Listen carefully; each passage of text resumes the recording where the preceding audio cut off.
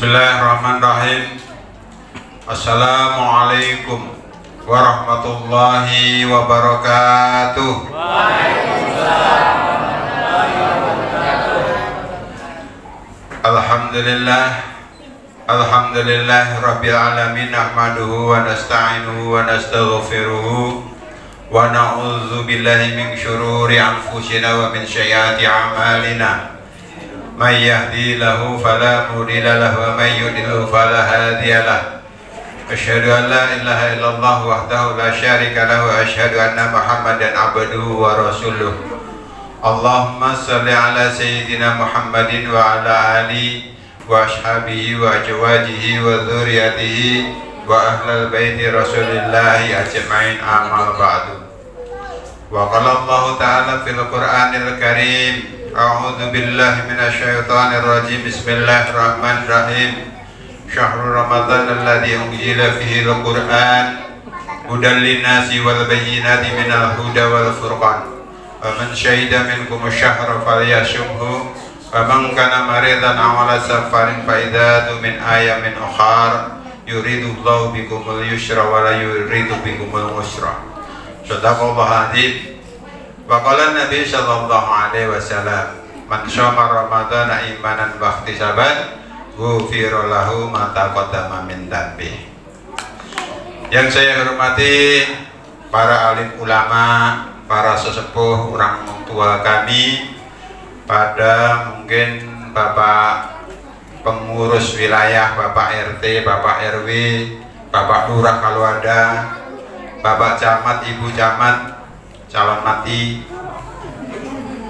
ya, serta seluruh jamaah hadirin wa hadirat jamaah Masjid Darul Muttaqin, jalannya orang-orang yang bertakwa, orang-orang yang bertakwa, orang-orang yang dimuliakan oleh Allah, yang sudah disediakan surga luasnya seluas langit dan bumi. Mudah-mudahan yang memenuhi Masjid Darul Muttaqin ini semua calon penghuni surga. Amin ya rabbal alamin. Jamaah Darul Muttaqin, alhamdulillah orangnya ramah-ramah, rajin beribadah. Mudah-mudahan hartanya melimpah, bisa untuk umroh dan haji ke Mekah. Mudah-mudahan rajin sholat, uangnya berlipat-lipat, rumahnya bertingkat, mobilnya mengkilat, istrinya cantik dan memikat, jumlahnya 4. Itu bahaya, Ustaz. Mau Pak? Boleh sini, Ustaz. Marah PRT, Ustaz. Marah PRT, boleh kata PRT. Boleh, jumlahnya 4. Ibu-ibu boleh apa enggak?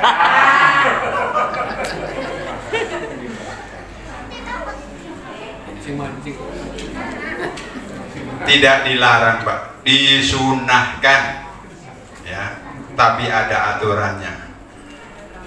Sekiranya tidak bisa hadir, satu saja. Dan marilah kita bersolawat kepada junjungan kita Nabi besar Muhammad sallallahu alaihi wasallam dengan ucapan Allahumma sholli ala Muhammad wa ala ali Muhammad. Perbanyaklah solawat. Aulan nasi yaumal qiyamah fa'aktsaruhum sholatan alayya.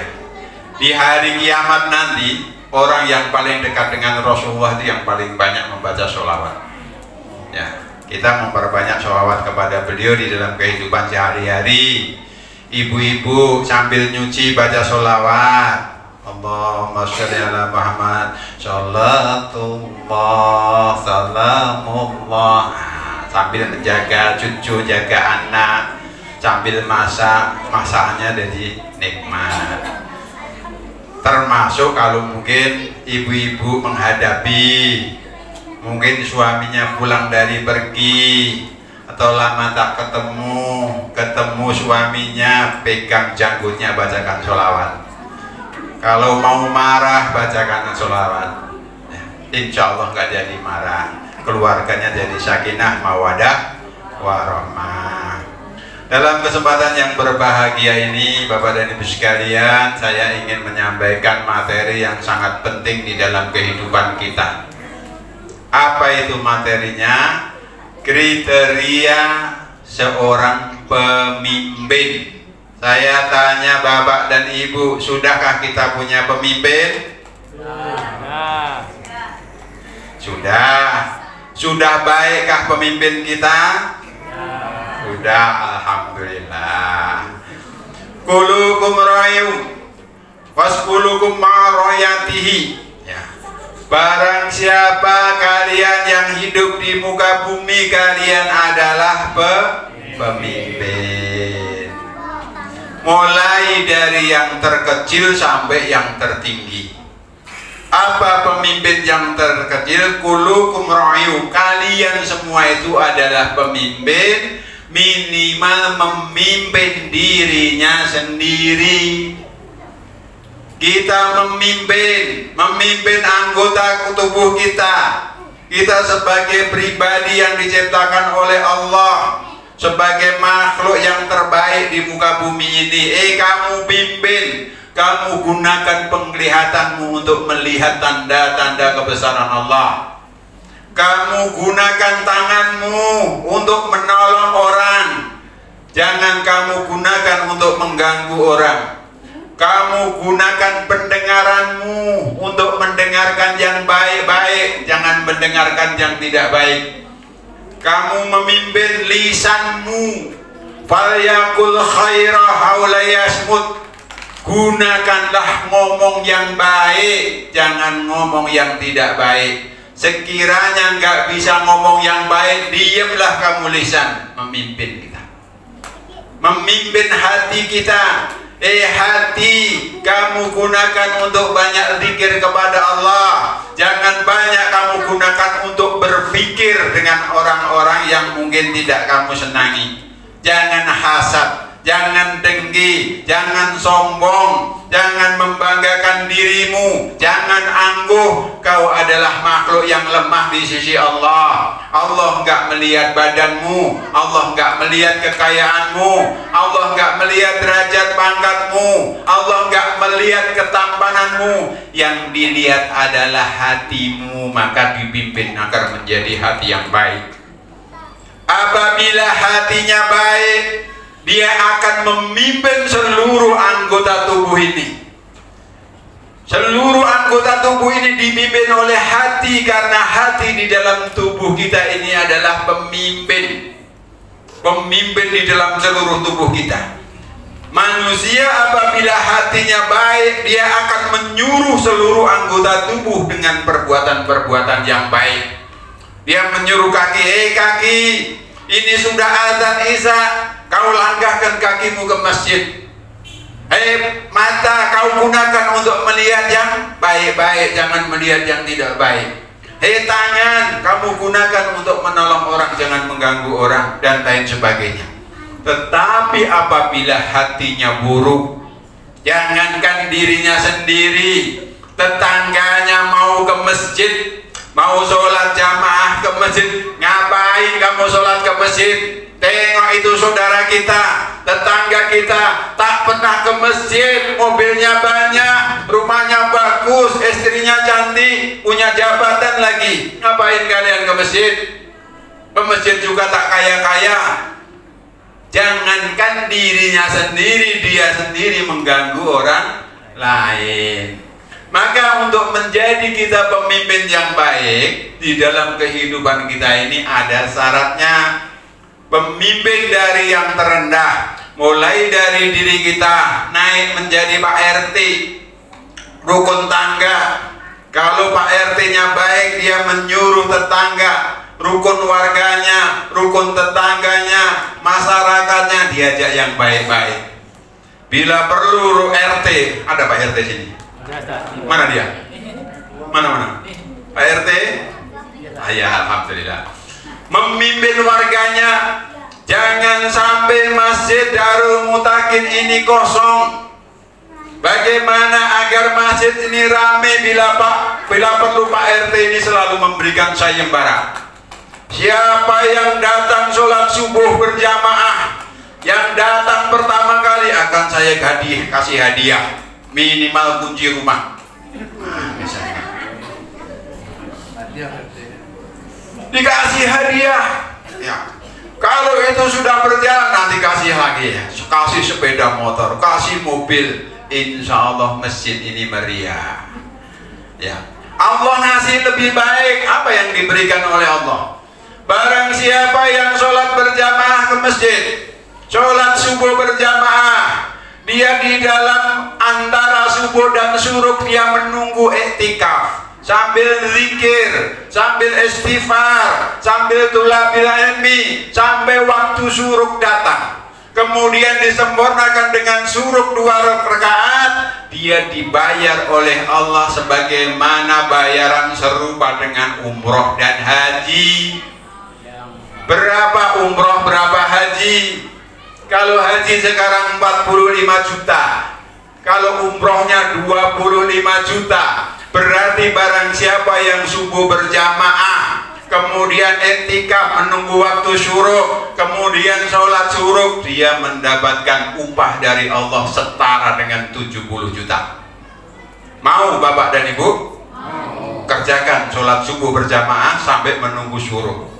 Kalau di masjid kami dikerjakan, jadi sholat subuh berjamaah, iktikaf, kajian ilmunya sampai syuruk, setelah syuruk sholat syuruk, sholat duha awal, ya itu mendapatkan pahala kalau diuangkan kurang lebih 70 juta. Alhamdulillah dari hari pertama sampai tadi pagi saya mendapatkan rata-rata 70 juta, tinggal mengalihkan kali 22 juta. Kalau mau dikontan, cepat menghadap Allah. Ada yang pengen cepat mendapatkan kontan dari Allah? Saya telepon malaikat Israel. Ya malaikat, ada jamaah Darul Mutakin pengen mengambil gaji, umroh dan haji setiap pagi ya malaikat. Berapa orang? Kurang lebih 5 orang. Daftarkan namanya. Saya panggilkan, mudah-mudahan cepat dipanggil malaikat Israel datang. Ya ibu-ibu duluan, saya belakangan, tidak apa-apa. Mengapa dia takut dipanggil Allah? Mengapa berjamaah takut dipanggil Allah? Mengapa takut mati? Menunjukkan orang lemah imannya. Dia belum mencintai Allah, dia masih mencintai dunia, dia masih mencintai anak, dia masih mencintai istri, dia mencintai suami, dia mencintai melihat pemandangan di sekitar kita. Barang siapa yang cinta dia pengen ketemu. Barang siapa yang mencintai pasti pengen ketemu. Barang siapa yang mencintai pasti takut berpisah. Karena kita masih hubudun dunia, cinta dunia. Mudah-mudahan kita bisa menggapai cinta Allah Subhanahu wa Ta'ala. Amin ya rabbal alamin. Dengan kajian-kajian, dengan ilmu pengetahuan seperti inilah kita akan menunjukkan jalan sebagaimana nama masjid kita. Masjid kita itu Darul Mutakin, jalannya orang-orang yang bertakwa. Inna akramakum indallahi atqakum. Barang siapa yang bertakwa kepada Allah akan dimuliakan oleh Allah Subhanahu wa Ta'ala. Siapa saja. Jadi RT yang bertakwa, RT akan dimuliakan oleh Allah. Tidak hanya wali kota yang memuliakan, Allah yang memuliakan. Kita dimuliakan, istri aja sudah senang. Masuk ke rumah, istri memuliakan kita, datang udah dicambut. Abang sayang, I love you. Ya. Abang mau minum apa?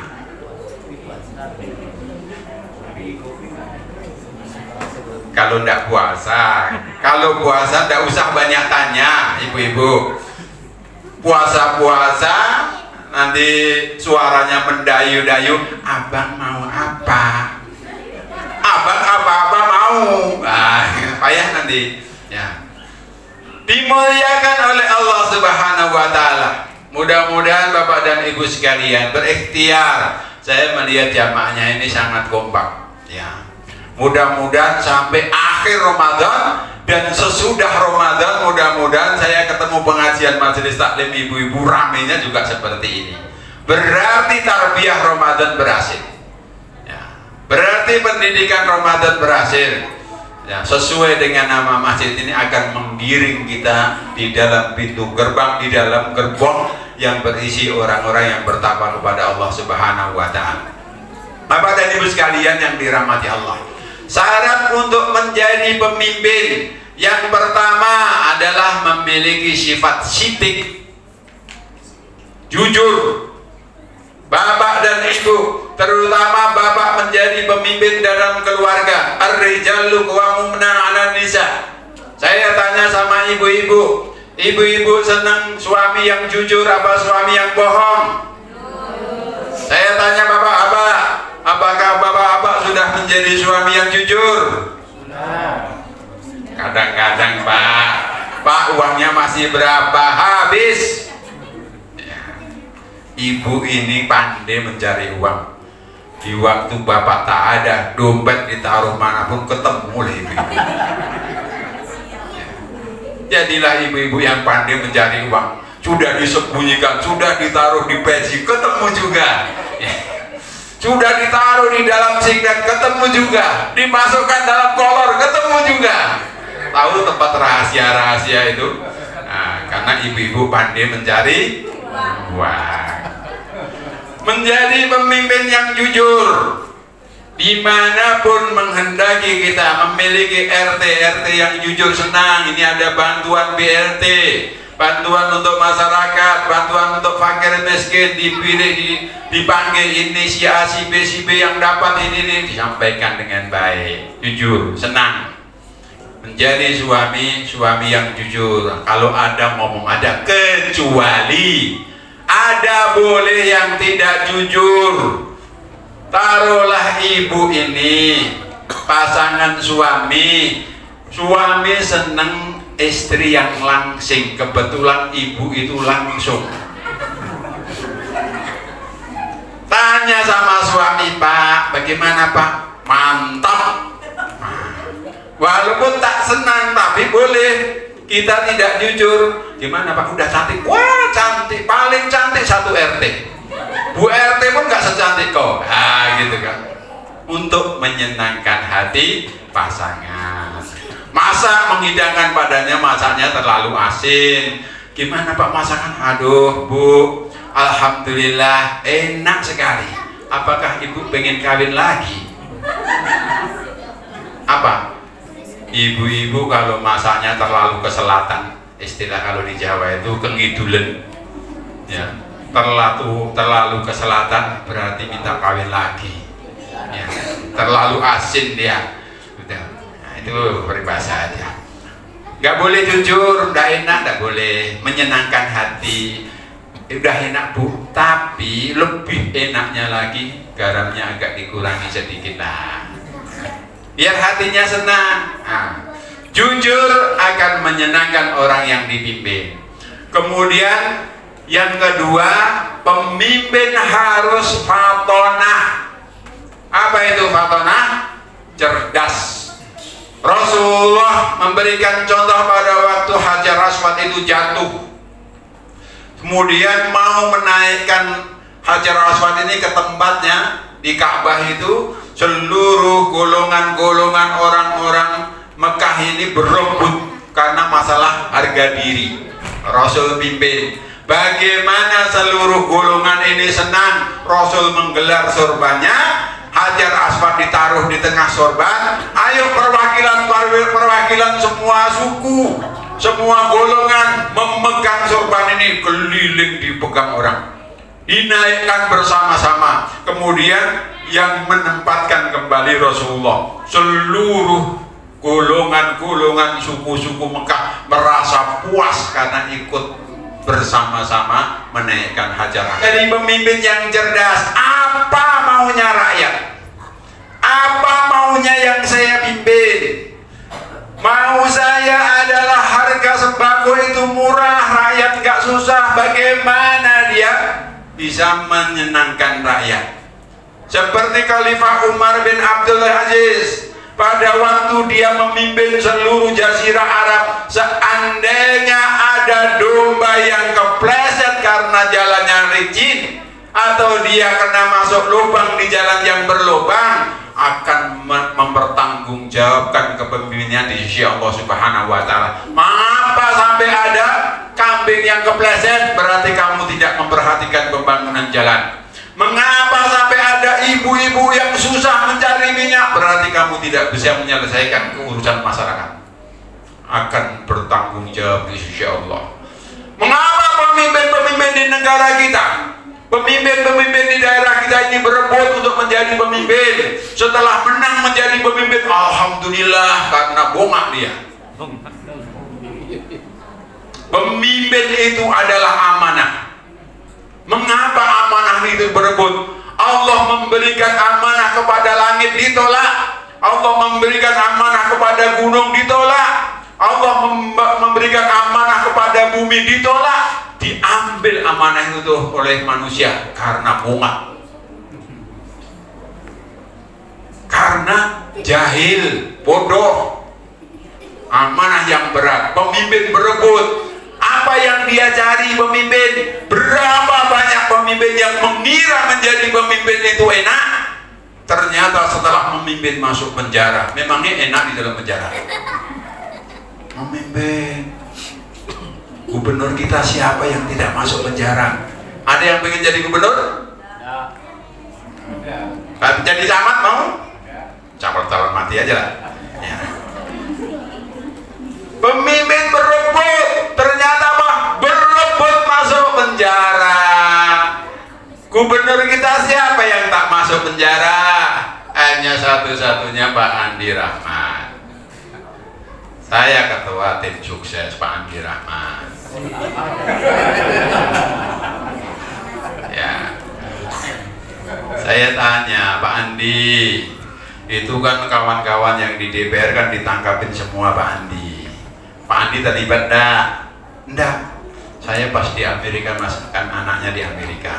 Saya pas menengok anak saya ke Amerika, jadi kemudian saya tanya, saya itu nggak pengen jadi pemimpin, nggak pengen jadi gubernur, karena saya disuruh aja untuk mewakili Pak Anas Makmun waktu itu. Dia bilang, saya tidak ada keinginan. Untuk apa? Harta saya sudah banyak, berapa ratus miliar uang saya. Anak hanya satu, villa di Singapura ada, di Amerika ada, di Malaysia ada, di sini tanah di mana-mana, rukonya banyak, tangki minyak punya berapa dia? Untuk apa harta? Untuk apa pemimpin? Saya akui, subhanallah, memang satu-satunya gubernur yang aman dia. Ya. Dia tidak berambisi. Jadi kalau saya ke rumah gubernur itu, begitu saya masuk, tutup pintu. Tidak boleh nerima tamu lagi karena Jokowi tadi. Pemimpin harus cerdas, pemimpin harus memiliki sifat sidik, fatonah. Kemudian yang ketiga adalah amanah, mengelola harta rakyat, mengelola wilayah rakyat, mengelola kepercayaan rakyat. Jangan dikhianati. Ya ayyuhalladzina amanu la takhunullaha wa rasulahu wa takhunu amanatikum wa antum ta'lamun.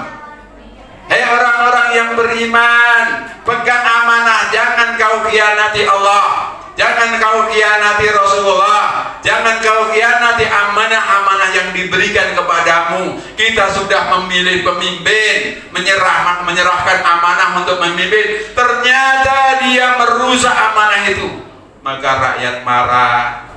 Apa kata Rasulullah? Sab'atun yudhillullahu fi dhilli al-yawma la dhilla illa dhilluh. Ada 7 golongan yang akan mendapatkan naungan Allah di mahsyar nanti. Pada waktu tidak ada naungan selain naungan Allah. Di antaranya yang pertama adalah imamun adil, pemimpin yang adil. Pemimpin yang bijaksana, ini salah, ini dihukum, ini benar diamankan, mana yang salah, mana yang benar. Yang terakhir adalah tabligh, menyampaikan menyampaikan kepada masyarakat bagaimana situasi dan kondisi negara, bagaimana keuangan negara, bagaimana kita harus mengelola negara dan lain sebagainya, disampaikan kepada seluruh masyarakat untuk menyenangkan seluruh orang-orang yang dipimpin. Di dalam keluarga juga begitu. Kita harus memimpin anak, istri, semua keluarga. Bagaimana semua dalam lingkungan keluarga itu bisa kita kirim bersama-sama semua menjadi ahli surga. Istrinya solehah, suaminya soleh, anak-anaknya soleh dan soleha, rezekinya berkah, anaknya pinter-pinter.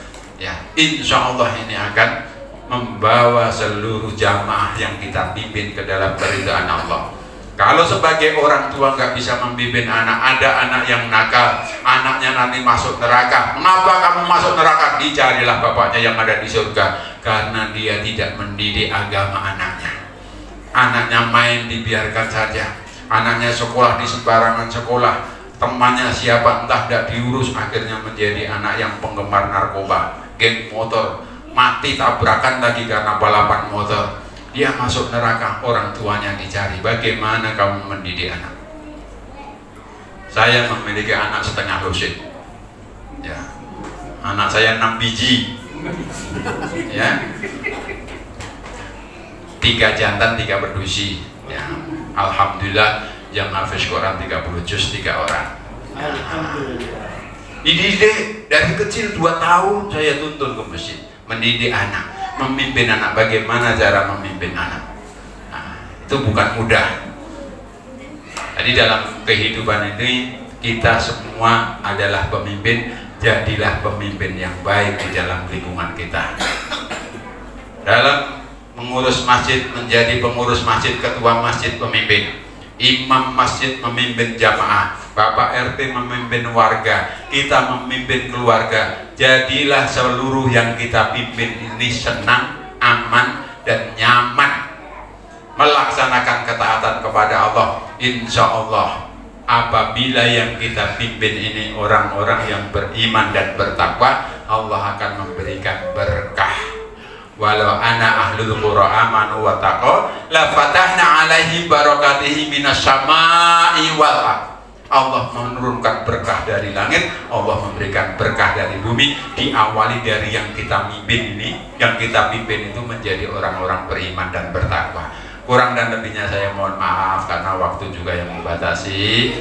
Saya terima kasih atas perhatian Bapak dan Ibu sekalian. Mohon maaf atas segala kekurangan. Akhirul kalam, subhanakallahumma wa bihamdika asyhadu an la ilaha illa anta wa astaghfiruka wa atubu ilaik. Wassalamualaikum warahmatullahi wabarakatuh.